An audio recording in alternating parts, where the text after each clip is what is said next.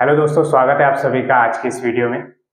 I hope कि आप सभी अच्छे होंगे। और आज की इस वीडियो के अंतर्गत आपकी जो किताब है क्लास 12 के अंतर्गत स्वतंत्र भारत में राजनीति, उसका जो पहला चैप्टर है राष्ट्र निर्माण की चुनौतियां, चैलेंजेस इन नेशन बिल्डिंग, यहाँ पे आप चैप्टर का नाम देख रहे होंगे, उसके बारे में आज हम चर्चा करने वाले हैं। बहुत ही इंटरेस्टिंग टॉपिक है और एग्जाम के नजरिए से भी बहुत ही महत्वपूर्ण टॉपिक है। ठीक है, तो हम सभी जानते हैं कि जो भारत है वो 15 अगस्त 1947 को आज़ाद हुआ था, है ना। कोई इसमें कोई फैक्चुअल डाउट नहीं है।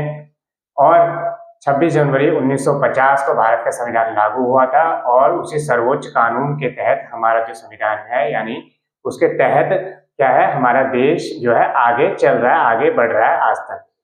तो जब हम जानते हैं कि 15 अगस्त 1947 को देश आज़ाद हुआ था, ठीक है, अगर हम देखें वर्तमान भारत की बात करें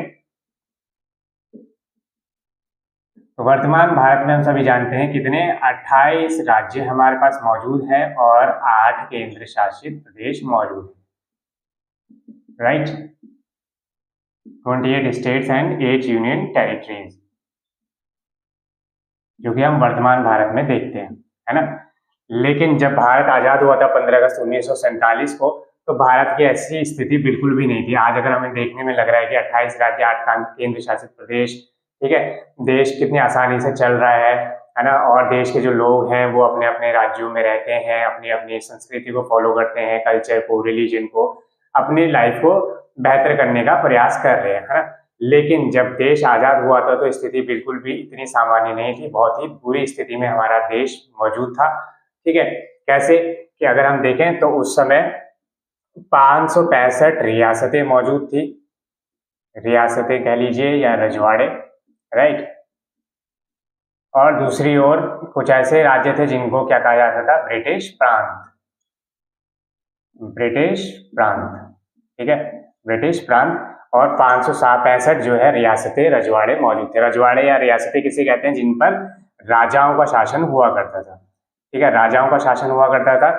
मान लीजिए कि ये एक पूरा भारत है, ठीक है, उसमें से कुछ ऐसा राज्य थे जिन पर कि क्या राजाओं के शासन हुआ करते थे, जिसको हम रजवाड़े, प्रिंसली स्टेट बोलते थे, राइट। और कुछ ऐसे राज्य थे, कुछ ऐसे क्षेत्र थे जिन पर ब्रिटिश सरकार या ब्रिटिश प्रांत, जिन्हें बोला ब्रिटिश सरकार की हुकूमत चलती थी, ठीक है, जो डायरेक्टली किससे हम कंट्रोल होते थे, ब्रिटिश पार्लियामेंट से। सभी जानते हैं, हमने पिछले जो इतिहास में पढ़ा भी है, ठीक है। तो ब्रिटिश सरकार की हुकूमत हुआ करती थी कुछ हिस्सों पर, और कुछ हिस्सों पर राजाओं का शासन, जिनको कि रजवाड़े या रियासतें बोलते थे, जो कि टोटल कितनी थी, 565 थी। तो सोचिए, भारत जो कि इतने सारे टुकड़ों में बटा हुआ है, 565 रियासतें, फिर ब्रिटिश प्रांत, और जो अंग्रेज थे वो भारत से जा रहे थे, है ना। 15 अगस्त 1947 को भारत से जा रहे थे और भारत को भारतीयों के हाथ में सौंप रहे थे। लेकिन सोचिए वर्तमान स्थिति और उस समय की स्थिति, अगर ये जो स्थिति बनी रहती तो सोचिए भारत के कितने अधिक टुकड़ों में भारत होता, ठीक है। अगर हम गए तो भारत ना होता तो कई सारे छोटे छोटे टुकड़ों में, छोटे छोटे देशों में बढ़ चुका होता। लेकिन जो भारत की उस समय की सरकार थी, उसने किस तरीके से इन चुनौतियों का सामना किया, ठीक है। भारत जो कि कई स्थितियों से, परिस्थितियों से गुजर रहा था, जैसे कि हम बात करें गरीबी, है ना। आप सभी जानते हैं जब देश आजाद हुआ था, बंटवारा हुआ था भारत और पाकिस्तान, तो लोगों के बीच गरीबी, भूखमरी, ठीक है, और लोगों के मन में डर, डर किसकी वजह से, दंगे जो हुए थे बहुत बड़े विशाल स्तर पर, ठीक है, कई लाख लोग मारे गए थे, कई लाख लोगों का विस्थापन हुआ था, ठीक है। विस्थापन का मतलब होता है कि अपनी जगह से को छोड़ देना और किसी दूसरी जगह पर चले जाना। तो कई जो लोग पाकिस्तान में थे, जो कि दूसरे, हम कहें कि जो पाकिस्तान के सपोर्ट में नहीं थे, या उन्हें जबरदस्ती निकाल के भगा दिया गया भारत की ओर, और भारत से कुछ लोगों को, बहुत से लोगों को पाकिस्तान भगा दिया गया, निकाल दिया गया। तो उनका विस्थापन भारत सरकार को करना था, उनको दोबारा से जगह देनी थी, उनके मन में जो डर था, ठीक है, जो देश में दंगे हो रहे थे उनको खत्म करना था, राइट। और जो भारत सरकार का खजाना था, या हम कहें कि भारत सरकार का जो राजस्व था, ठीक है, वो भी बहुत ही कम था, ठीक है। पैसा अगर किसी देश को चलाना है, सरकार चलानी है, देश के लोगों का को बेहतर करना है, उनकी बेहतरी के लिए काम करना है, तो पैसा तो चाहिए। लेकिन देश जब आजाद हुआ था तो सरकार के पास बहुत ही कम राजस्व या कम खजाना मौजूद था। तो देश इसके भी और भी कई सारी जो समस्याएं थी, इन समस्याओं से होकर गुजर रहा था। भूखमरी, गरीबी, डर लोगों के मन में कि हमारा क्या होगा। जो अल्पसंख्यक थे उनके मन में डर था कि हमारा क्या होगा, अगर हम भारत में रहेंगे तो हमारे साथ कैसा व्यवहार किया जाएगा। मान लीजिए भारत में हिंदू जो है बहुसंख्यक है, ठीक है, उस समय लगभग 12% जो है मुस्लिम भी थे भारत में, है ना, और वो भारत में ही रहना चाहते थे, वो कहीं और नहीं जाना चाहते थे। उनके कई नेता थे जैसे खान अब्दुल गफ्फार खान, ठीक है, जिनको सीमांत गांधी के नाम से जाना जाता था, वो और उनके जो सहयोगी थे, और कई ऐसे जो मुस्लिम नेताओं के सहयोगी मुस्लिम लोग भारत में ही रहना चाहते हैं। अन्य धर्म जैसे सिख, ईसाई, इस तरीके के जो अल्पसंख्यक थे वो भी भारत में ही रहना चाहते थे। वो चाहते थे कि हम पाकिस्तान ना जाए, हम भारत में ही रहे। तो भारत सरकार को उनके मन से डर खत्म करना कि आप अल्पसंख्यक है, लेकिन हम आपको आश्वासन दिलाते हैं, आपको भरोसा दिलाते हैं कि आपको भारत में कोई भी तकलीफ नहीं होगी। इतने तरीके से भारत सरकार के सामने इतनी सारी और इससे भी अधिक जो है चुनौतियां मौजूद थी, राइट। तो इन सभी का सॉल्यूशन कैसे करना था? सबसे बड़ी चुनौती तो यही थी, जो कि सबसे तीव्र गति से, सबसे तेजी से सॉल्व करनी थी। वो क्या थी कि जो देश टुकड़ों में बटा हुआ है उसको एक करना, ठीक है, इतने सारे टुकड़ों में जो देश बटा हुआ है उसको एक करना, है ना, और इन सभी समस्याओं को भी साथ के साथ सॉल्व आउट करते चले जाना देश में। तो इन समस्याओं को लेकर जो है सरकार आगे बढ़ती है और उनका समाधान करने की कोशिश करती है, ठीक है। तो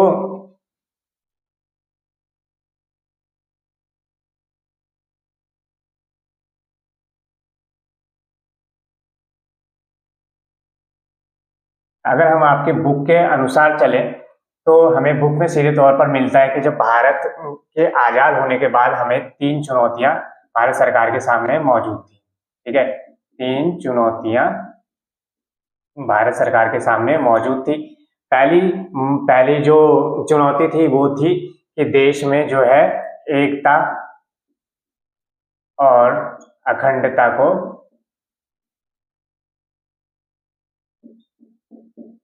बनाए रखना, राइट। देश में एकता और अखंडता को बनाए रखना, यूनिटी, यानी कि एकता, अखंडता, यूनिटी को बनाए रखना। दूसरी चुनौती थी कि लोकतंत्र, डेमोक्रेसी को लागू और सफल बनाना, ठीक है, ये दूसरी चुनौती। और तीसरी चुनौती जो भारत सरकार के सामने थी, उस समय की सरकार के सामने थी, वो थी कि लोक कल्याण के लिए कार्य करना, ठीक है। तो ये 3 चुनौतियां जो कि मोटे तौर पर भारत सरकार के सामने थी जब भारत आजाद हुआ था। पहली चुनौती क्या थी कि एकता और अखंडता को बनाए रखना, यूनिटी अमंग पीपल, ठीक है, अमंग इट्स सिटीजन। तो भारत सरकार का सबसे पहला चैलेंज यही था, जैसे मैंने बताया कि जब देश आजाद हुआ तो लाखों की संख्या में लोग मारे गए थे, ठीक है, लाखों की, करोड़ की संख्या में विस्थापन हुआ था, ठीक है, भारत पाकिस्तान बना था, है ना, 2 नए देश बने थे, भारत और पाकिस्तान, है ना। तो एकता और अखंडता को लोगों के मन में डर था, अल्पसंख्यकों के मन में डर था, एक दूसरे के प्रति घृणा का भाव था, है ना। तो उस जो लोगों के मन में जो डर था वो कैसे दूर किया जाए, लोगों के बीच यूनिटी को कैसे बनाया जाए। इतने बड़े विशाल राष्ट्र जो कि विविधतापूर्ण राष्ट्र है, ठीक है, डाइवर्स राष्ट्र है, विविधतापूर्ण राष्ट्र है, उसको कैसे एक साथ जोड़कर रखा जाए, उसको कैसे एक साथ जोड़ा जाए, ये भारत सरकार के सामने एक बहुत बड़ी चुनौती थी। क्योंकि हम सभी जानते हैं विविधतापूर्ण कैसे, कि अलग अलग धर्मों के लोग, जातियों के लोग, है ना, और भाषाओं के लोग, और अगर हम और विविधताएं ढूंढे तो संस्कृतियां, ठीक है, इन आधारों पर देश जो है इतने भागों में जो है इतनी विविधताएं पाई जाती हैं, आज भी मौजूद है। तो उस समय ये भारत सरकार के सामने चुनौती थी कि इन सभी मान्यताओं को, इन सभी लोगों को किस तरीके से एक साथ एक राष्ट्र बनाकर रखा जाए, ठीक है। दूसरी चुनौती भारत सरकार के सामने थी लोकतंत्र को लागू करना और सफल करना। लागू करने का मतलब हो गया कि जो हमने लोकतांत्रिक शासन व्यवस्था को स्वीकार किया है, उसको हमने माना है संविधान के अंतर्गत कि भारत जो है लोकतांत्रिक व्यवस्था से चलेगा, तो उसको लागू करना है ना। संविधान हमने लागू कर दिया, लोकतांत्रिक जो संस्थाएं हैं वो बनाई, उसको है ना वो बनती चली गई आगे आगे। लेकिन उन संस्थाओं और लागू करने से सिर्फ कुछ नहीं होता, बल्कि जमीनी स्तर पर लोकतंत्र को कैसे फॉलो किया जा रहा है, क्या वास्तव में, क्या अगर हमने संविधान में लिख दिया आर्टिकल 17 अनुच्छेद 17 के अंतर्गत कि जो भेदभाव है उसको खत्म किया जाएगा, किया जा रहा है ना, लेकिन जमीनी स्तर पर भेदभाव हो रहा है, तो उस संविधान में लिखने का कोई मतलब नहीं रह जाता जब तक कि आप जमीनी स्तर पर उस चीज को लागू नहीं कर रहे हैं। ठीक है, तो भारत सरकार या संविधान निर्माताओं ने क्या किया कि लिख तो दिया 17 में कि भाई आज से क्या होगा, भेदभाव खत्म हो जाएगा, जातियों के बीच, धर्मों के बीच भेदभाव नहीं होगा। ठीक है, और इसको अपराध माना जाएगा, लेकिन सरकार जो है जमीनी स्तर पर उसको लागू करने के लिए कोई दंड कानून ही नहीं बना रही, तो वो आर्टिकल, वो प्रावधान बेकार है। तो इसीलिए कहते हैं कि लागू करना अलग चीज है, लेकिन उसको सफल बनाना अलग चीज है। ठीक है, ये चुनौती थी। तीसरी चुनौती थी लोक कल्याण के लिए कार्य करना। लोक कल्याण का मतलब हो गया, भारत ने चुना कि हम लोकतांत्रिक सरकार बनाएंगे। तो लोकतांत्रिक सरकार का जो अर्थ है, भारत कैसे, लोकतांत्रिक सरकार तो थी, लेकिन कैसे शासन व्यवस्था को फॉलो करने की कोशिश कर रही थी भारत, अगर हम देखें तो सोशलिस्ट यानी कि समाजवादी अर्थव्यवस्था का जो मॉडल था भारत सरकार ने वो फॉलो किया। ठीक है, समाजवादी अर्थव्यवस्था का बिल्कुल भी ये मतलब नहीं है कि वो पूरी तरीके से जो है यूएसएसआर यानी संयुक्त जो यूएसएसआर था, ये क्या कहते हैं इसे, रशिया, ठीक है, उसके आधार पर चलेगा, नहीं, ऐसा बिल्कुल भी नहीं था। भारत ने अपने अनुसार जो है उस जो प्रणाली है समाजवादी अर्थव्यवस्था, उसको अपने अनुसार ढाला। ठीक है, कुछ गुण यहाँ से लिए, कुछ कैपिटलिस्ट इकोनॉमी से लिए, यानी कि कुछ अमेरिका जो कैपिटलिस्ट इकोनॉमी फॉलो करता है उससे लिए, और दोनों को मिलाकर जो मिश्रित अर्थव्यवस्था बनाई और उसका समाजवादी अर्थव्यवस्था को फॉलो किया, यानी कि समाज कल्याण के अधिकतम लोग जो पिछड़े हुए हैं, जो गरीब हैं, जिनके पास अवसरों की वो कमी है, उनको कल्याण करना, उनका कल्याण करना, ये तीसरी चुनौती भारत सरकार के सामने थी कि किस तरीके से जो जब देश आजाद हुआ तो हर किसी की अपनी अपनी जो है अपेक्षाएं, आकांक्षाएं थी, है ना, अपेक्षाएं थी सरकारों से कि भाई हमने देश की आजादी में भागीदारी की। जैसे कि हम बात करें किसानों ने भी देश की आजादी में भागीदारी की थी, महिलाएं, है ना, महिलाएं हो गई, और जैसे निम्न कही जाने वाली जातियां, कथाकथित निम्न कही जाने वाली जातियां, ठीक है,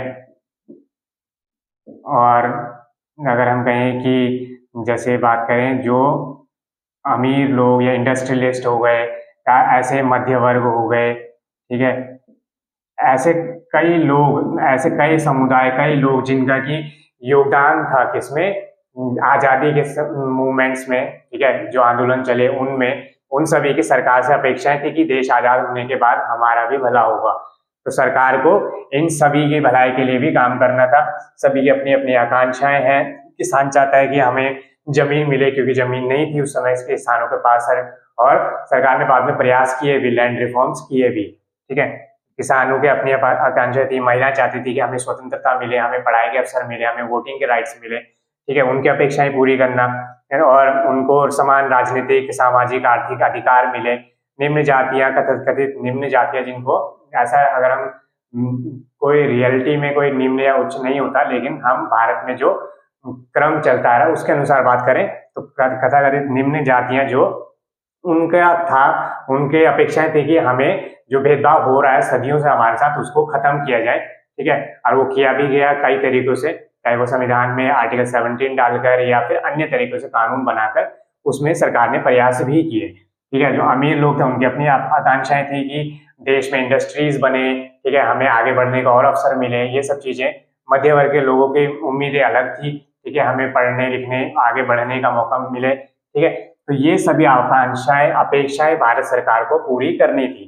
तो ये तीन बहुत ही बड़ी चुनौतियां थी जो कि भारत सरकार के सामने थी।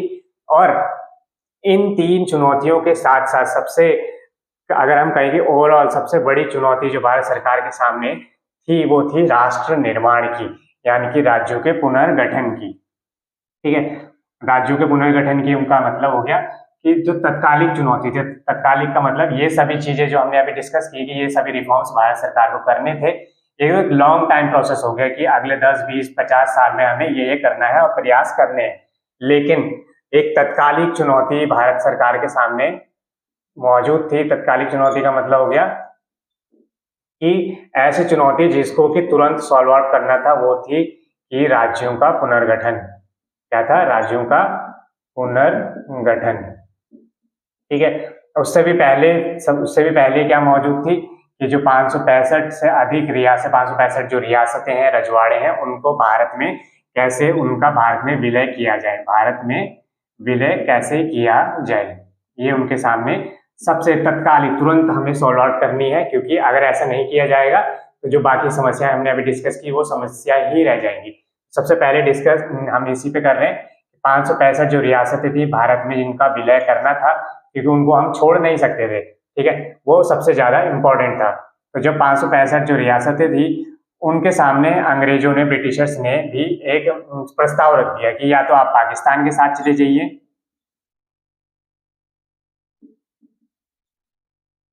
ठीक है, या तो फिर आप भारत के साथ चले जाइए, या फिर आप स्वतंत्र रह सकते हैं, आप स्वायत्त रह सकते हैं। ठीक है, ये तीन ऑप्शंस जो है इन रियासतों को, इन रजवाड़ों को दे दिए गए। ठीक है, कि आप या तो आपकी इच्छा है आप पाकिस्तान चले जाइए, आपकी इच्छा है आप भारत के साथ जाइए, ठीक है, आपको स्वतंत्र रहना है, अपना शासन अपने आप चलाना है, तो वो आपके ऊपर है। तो अंग्रेज तो चले गए लेकिन भारत में बहुत ही बुरी स्थिति में छोड़कर चले गए। अब सोचिए किसी रजवाड़े या हम कहेंगे जो प्रिंसली स्टेट है वो पाकिस्तान में जाना चाहता है तो अपनी इच्छा से जा सकता है। भारत में आना है भैया, हाँ आ जाओ, आप आ जाओ, ठीक है, भारत में आ गए। नहीं भैया, हम ना तो पाकिस्तान जाना चाहते हैं ना भारत जाना चाहते हैं, हम स्वतंत्र रहना चाहते हैं। ठीक है, जैसे अगर हम बात करें हैदराबाद हो गया, हैदराबाद चाहता था, जो हैदराबाद का जो निजाम था वो चाहता था कि हम स्वतंत्र रहे, स्वायत्त रहे, हम अपना, ना तो हमें पाकिस्तान जाना है ना हमें भारत जाना है, हम अपना शासन खुद चलाएंगे। और जैसे हम बात करें जूनागढ़ हो गया, ठीक है, ये भी चाहता था कि हम स्वतंत्र रहेंगे। और जैसे हम बात करें मणिपुर हो गया, ठीक है, और कश्मीर हो गया, ये रजवाड़े ये चाहते थे, प्रिंसली स्टेट चाहते थे कि हम क्या रहे, स्वतंत्र रहे। लेकिन बहुत से ऐसे भी थे जो कि चाहते थे कि हम भारत में विलय कर लें, और चाहते भी नहीं भी थे, लेकिन उनको जो भारत के प्रथम गृह मंत्री और डिप्यूटी प्राइम मिनिस्टर जो हुए हमारे कौन थे, सरदार वल्लभ भाई पटेल जी, उन्होंने अपने जो प्रयास किए, ठीक है, उन्होंने प्रयास किए कि उनके हाथ में ये बागडोर दी गई, उनके पास ये जिम्मेदारी थी कि ये जो 565 रियासतें हैं उनको भारत में मिलाया जाए। क्योंकि अगर बहुत देर की जाती तो हो सकता था कि वो पाकिस्तान में उनका मन बदल जाता, वो पाकिस्तान में शामिल होने, विलय करने की बात करते, या फिर उनका मन बदलता तो वो स्वतंत्र रहने की बात करते। लेकिन जो भारत के वो सरदार वल्लभ भाई पटेल थे, उन्होंने बहुत अच्छे से काम किया, जिसमें उन्होंने जो है कुछ तरकीबें निकाली, जैसे कि समझाकर, यानी कि समझा बुझाकर जो है रियासतों को, बहुत से अधिक रियासतों को, बहुत सारी रियासतों को भारत में विलय करवा लिया। ठीक है, दूसरा कि कुछ डरा या धमकाकर,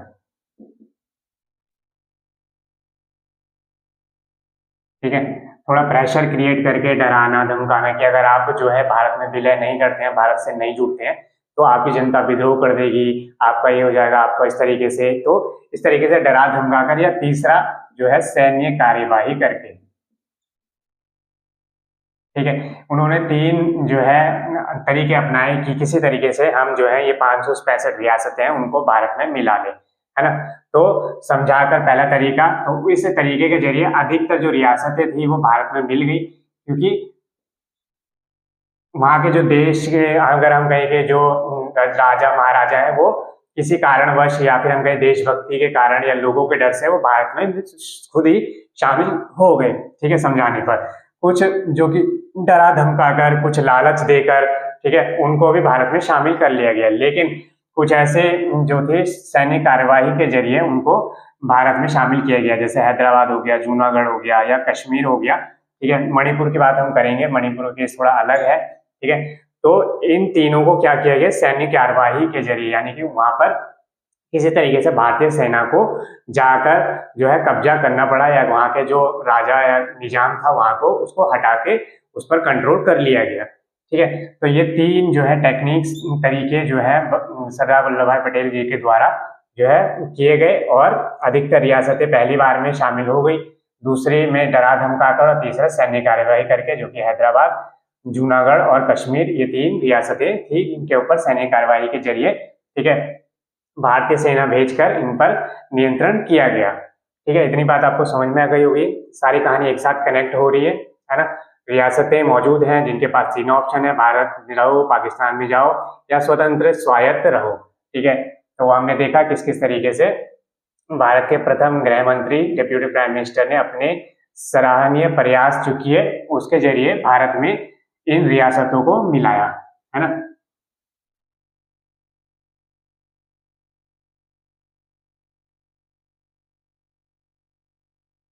और दूसरी तरफ हमने देखा कि जो ब्रिटिश प्रांत थे वो तो डायरेक्टली ही भारत सरकार को मिल गए थे। ठीक है, भारत सरकार को डायरेक्टली मिल गए थे, है ना। क्यों? क्योंकि हमने देखा रियासतें जो जिनके लिए प्रयास करना पड़ा, ब्रिटिश प्रांत जिन पर ब्रिटिशर्स का अधिकार था, वो ब्रिटिशर्स भारत को सौंप कर चले गए, तो ये सीधा भारत सरकार के पास आ गए।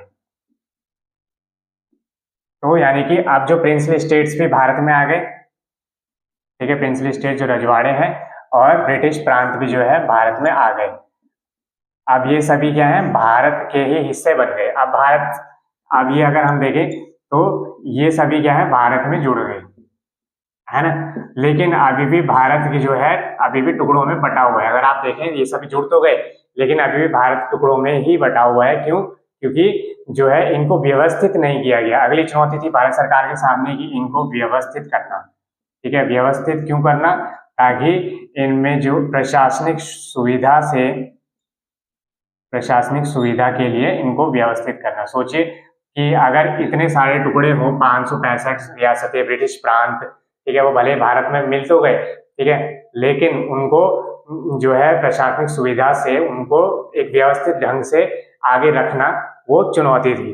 मान लीजिए चुनाव होते हैं, ठीक है, डेवलपमेंट का काम करना है, तो इतने से अधिक टुकड़ों में जो है ये चीजें, पॉलिसीज अप्लाई करना बहुत ही मुश्किल काम था। ठीक है, तो इनको एक साथ लाकर व्यवस्थित करना ये अगली चुनौती भारत सरकार के सामने थी, राइट। उसको कैसे पूरा किया जाता है वो आगे हम देखते हैं।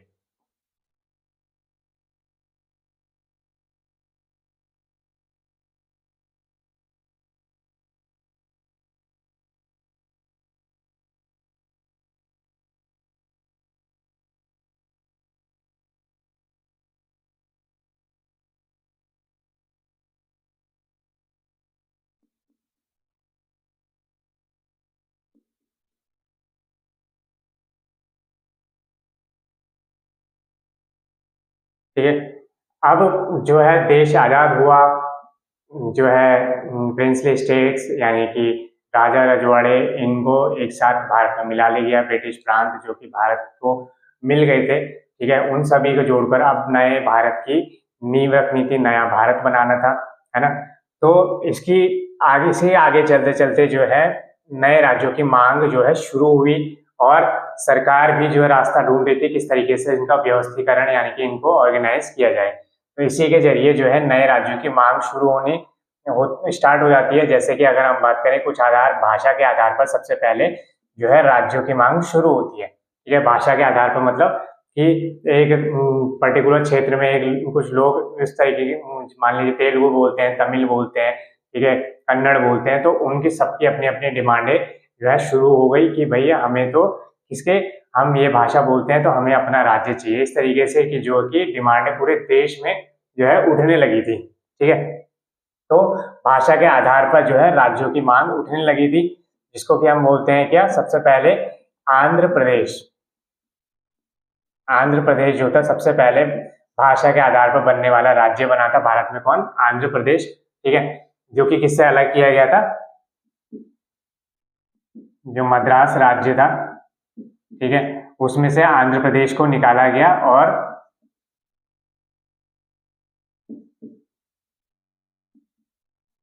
क्योंकि जो तेलुगु भाषी जो लोग थे उनका कहना था कि हमें एक अलग राज्य चाहिए। ठीक है, तो यहाँ पर से आंध्र प्रदेश का निर्माण होता है, कब होता है? 1952 में। ठीक है, इसके पीछे की कहानी क्या है कि जब बहुत मांग जो है बहुत पहले से चल रही थी, है ना, और अगर हम देखें तो बहुत पिछले समय से कांग्रेस ने वादे भी किए थे कि जब देश आजाद होगा तो भाषा के आधार पर ही राज्यों का गठन होना चाहिए। तो उन्हीं मांगों को ध्यान में रखते हुए, उन्हीं चीजों को ध्यान में रखते हुए मांगे उठती है।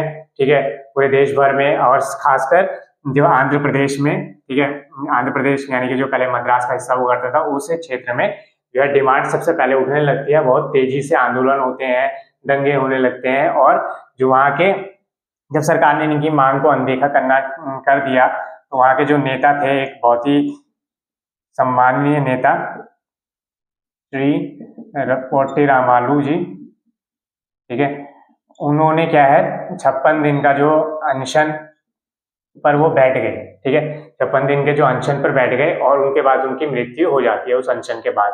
तो वो इसी डिमांड पर बैठते हैं कि हमें क्या चाहिए? आंध्र प्रदेश चाहिए। जब उनकी मृत्यु हो जाती है, इतने बड़े गद्दावर नेता, इतने विशाल, बहुत ही बड़ी इमेज के नेता, जब उनकी मृत्यु हो जाती है तो पूरे जो क्षेत्र में, पूरे इलाके में, हम कहेंगे बहुत बड़ा क्षेत्र जो रहा हुआ, उसमें दंगे फसाद होने लगे। तो सरकार को जो है एक तरह के मजबूरन कहें कि प्रधानमंत्री ने घोषणा कर दी 1952 में कि हाँ, आंध्र प्रदेश को जो है एक अलग राष्ट्र बनाया जाएगा। ठीक है, बनाया जाए, उसी समय 1952 में घोषणा कर दी गई।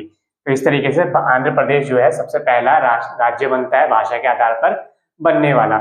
इसके बाद कई और राज्य बनते हैं। ठीक है, जैसे हम बात करें 1960 में, ठीक है, उसके बाद वैसे 1960 में बॉम्बे से अलग होकर गुजरात बनता है, महाराष्ट्र बनता है।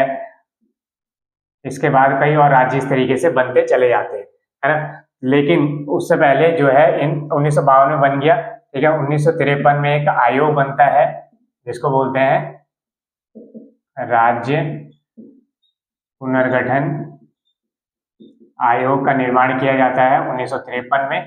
ठीक है, उसका यह उद्देश्य रखा जाता है कि आप बताइए कि क्या भाषा के आधार पर या किसी अन्य कुछ अन्य आधारों पर किन के कैसे कैसे हम राज्यों का निर्माण कर सकते हैं। ठीक है, जो 1953 में राज्य पुनर्गठन आयोग बनता है, उसको यह सिफारिश करनी थी। उसने देश भर में जाकर रिसर्च की, लोगों से बातचीत की, अलग अलग संस्थाओं से बातचीत की, और उसका निष्कर्ष ये निकला कि हाँ, हमें भाषा के आधार पर राज्यों का निर्माण करना चाहिए। किसके आधार पर? भाषा के आधार पर राज्यों का निर्माण करना चाहिए। लेकिन सिर्फ भाषा ही एकमात्र आधार नहीं होना चाहिए, क्योंकि अगर हम सिर्फ भाषा को ही एकमात्र आधार रखेंगे तो यह देश के विभाजन का कारण बन सकता है। ठीक है, देश की विखंडता का कारण बन सकता है। तो हमें क्या करना है? भाषा एक आधार हो सकता है, लेकिन सिर्फ भाषा ही एकमात्र आधार हो ऐसा नहीं हो सकता, क्योंकि बाद के राज्य अगर हम देखें तो प्रशासनिक सुविधा के आधार पर भी बने। ठीक है, प्रशासनिक सुविधा के आधार पर भी कई राज्यों का निर्माण होता है। जैसे अगर हम बात करें 2000 में, ठीक है, सन 2000 में उत्तराखंड बनता है और छत्तीसगढ़ बनता है, झारखंड बनता है। ये भाषा के आधार पर नहीं बनते, बल्कि प्रशासनिक सुविधा के आधार पर, ताकि काम जो है प्रशासनिक काम आसानी से चलाया जा सके, और वहाँ डेवलपमेंट, विकास के आधार पर इनका जो राज्य बनते हैं 2000 में, विकास के आधार पर, ठीक है, डेवलपमेंट के आधार पर ये भी आधार रखे गए थे। लेकिन उस समय जो डिमांड थी भाषा के आधार पर राज्य बनाने की, उनको सर्वोच्चता दी गई। तो 1953 में राज्य पुनर्गठन आयोग बनता है, और 1956 में जो है यह एक एक्ट भी बन जाता है, राज्य पुनर्गठन एक्ट बन जाता है। ठीक है, यानी कि कानून बन जाता है, और जिसके जरिए अलग अलग तरीके से, अलग अलग आधारों पर, स्पेशली भाषा के आधार पर राज्यों का गठन होता चला जाता है ना। तो यहाँ पर अगर आप देखें तो राज्यों के व्यवस्थीकरण की, यानी कि ऑर्गेनाइज किस तरीके से हो रहे हैं राज्य धीरे धीरे। ठीक है, अगर हम देखें 1947 से, और अगर हम 1900 जब हम बात करते हैं 1956 की, तो इस समय कितने 14 राज्य बन चुके थे और 6 केंद्र शासित प्रदेश जो है पूरे देश के अंतर्गत हो गए थे। कितने? 14 राज्य और 6 केंद्र शासित प्रदेश। सोचिए, 565 रियासतें, ब्रिटिश प्रांत, उनको गठित, संगठित, जोड़कर जो है सीमाएं निर्धारित कर जो है 14 राज्य 6 केंद्र शासित प्रदेशों के अंतर्गत समेट दिया गया। अभी जो राज्य थे उनके जो आकार थे वो काफी बड़े थे, क्योंकि 14 राज्य, इतने विशाल देश में 14 राज्य, ठीक है, तो उसको बाद में और छोटे किए गए। वर्तमान में अगर हम देखें तो 1947 से 2025 में, तो यहाँ पे आपको डिफरेंस कितना अधिक दिखता है ना। आज वर्तमान में 28 राज्य हैं, 8 केंद्र शासित प्रदेश हैं। उस समय की स्थिति में बहुत अधिक विशाल थे। और यहाँ पर अगर हम देखें 1956 में तो 14 राज्य थे जो कि काफी बड़े थे, विशालकाय क्षेत्र था, उनको बाद में और छोटा किया गया था, है ना। तो ऐसा नहीं है कि जो राष्ट्र निर्माण की जो प्रक्रिया है, ठीक है, पुनर्गठन की जो प्रक्रिया है वो मात्र 10, 15, 20 साल में पूरी हो जाती है या हो गई, ऐसा नहीं है, ठीक है। एक ये निरंतर चलने वाली प्रक्रिया है। निरंतर चलने वाली प्रक्रिया मतलब कि लोगों की अपेक्षाएं बदलती हैं, समय बदलता है, ठीक है। आज वर्तमान समय एक मॉडर्न टाइम हो गया है, उसके अनुसार जो है तब के लोगों की जो आकांक्षाएं रही होंगी, ठीक है, आज के लोगों की जो आकांक्षाएं, दोनों में अंतर है, निश्चित तौर पर है ना। तो अब हो सकता है भविष्य में जो आने वाले जो जनरेशन है उनकी डिमांड्स कुछ और हो, ठीक है, तब कुछ जो देश का आकार है, देश के जो व्यवस्था है राज्यों की, वो कुछ अलग तरीके से व्यवस्थित की जाए, है ना। हो सकता है, बिल्कुल हो सकता है, क्योंकि ये एक जीवंत प्रक्रिया है, एक निरंतर चलने वाली प्रक्रिया है, कोई ऐसी प्रक्रिया नहीं है कि 10-15 साल में पूरी हो जाए, ठीक है। जैसे अगर हम बात करें हाल ही में 2019 में जब सरकार ने जम्मू कश्मीर को एक राज्य की श्रेणी से हटाकर उसको किस में डाल दिया, केंद्र शासित प्रदेश में डाल दिया। 2014 में तेलंगाना का निर्माण होता है ना। 2000 में हमने देखा विकास के आधार की सुविधा के आधार पर, प्रशासनिक सुविधा के आधार पर जो है उत्तराखंड का निर्माण होता है, छत्तीसगढ़ का निर्माण होता है ना। इस तरीके के राज्यों को निर्माण, उससे पहले भाषा के आधार पर कई राज्यों को निर्माण होता है। तो यहाँ पर आप देख रहे होंगे टाइम पीरियड के साथ साथ अपेक्षाएं भी बदल रही है ना। टाइम पीरियड के साथ साथ अपेक्षाएं बदल रही है, काम करने का तरीका बदल रहा है, लेकिन परिवर्तन हो रहे हैं, है ना, लगातार हो रहे हैं। तो आने वाले भविष्य में भी होगा। तो ये कोई स्थायी प्रक्रिया नहीं है, बल्कि एक निरंतर चलने वाली प्रक्रिया है। तो ये तो हमने देख लिया भारत सरकार ने इनको किस तरीके से व्यवस्थित किया।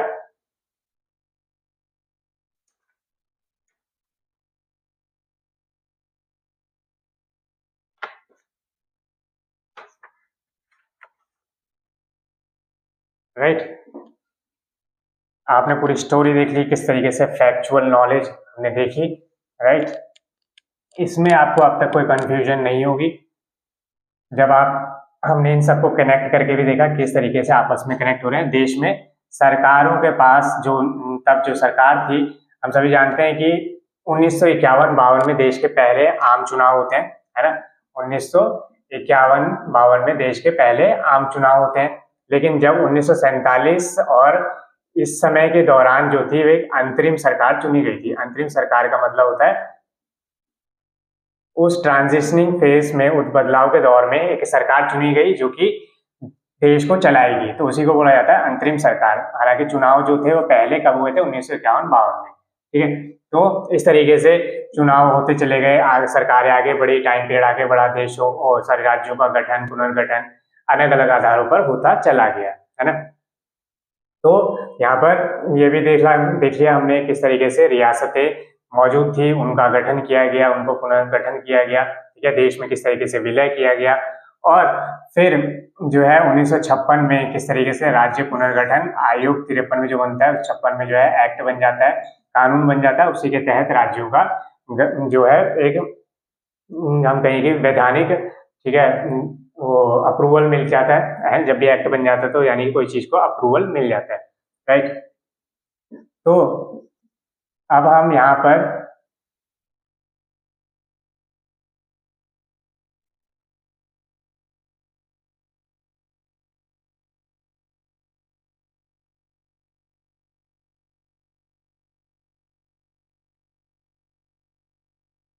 इतना आपको अब अच्छे से समझ में आ गया होगा, है ना। 26 जनवरी 1950 को देश में संविधान लागू होता है। उसके बाद जो है सभी जो प्रक्रियाएं हैं, कानूनी प्रक्रियाएं या देश की जो प्रक्रियाएं हैं, वो किसके जरिए चल रही है, संविधान के जरिए। तो यहाँ पर जो है भारत सरकार के सामने चुनौतियां थी, उन चुनौतियों को भारत सरकार ने सामना किया, ठीक है। भारत के संविधान में जो है फंडामेंटल राइट्स, ठीक है, फंडामेंटल राइट्स को इंक्लूड किया गया। फंडामेंटल राइट्स आप सभी जानते हैं, मौलिक अधिकार। और डीपीएसपी, ठीक है, डीपीएसपी जो कि राज्य के नीति निर्देशक तत्व है, वो सरकार को यह निर्देश देते हैं कि सरकार को देश के कल्याण के लिए, लोगों के कल्याण के लिए काम करने हैं, ठीक है। लोगों को अधिकार भी दिए गए ताकि राज्यों के दमन से उनको बचाया जा सके। तो ये संविधान की बात की, ये राज्यों के राष्ट्र निर्माण की क्या क्या चुनौतियां थी उनकी हमने बात की, ठीक है। आने वाले अगली वीडियो में हम नेक्स्ट चैप्टर की शुरुआत करेंगे, उसको समझेंगे। तब तक के लिए धन्यवाद। अगर आपका कोई प्रश्न हो, कोई भी क्वेश्चन हो, तो आप कमेंट सेक्शन में जरूर पूछ सकते हैं। Thank you.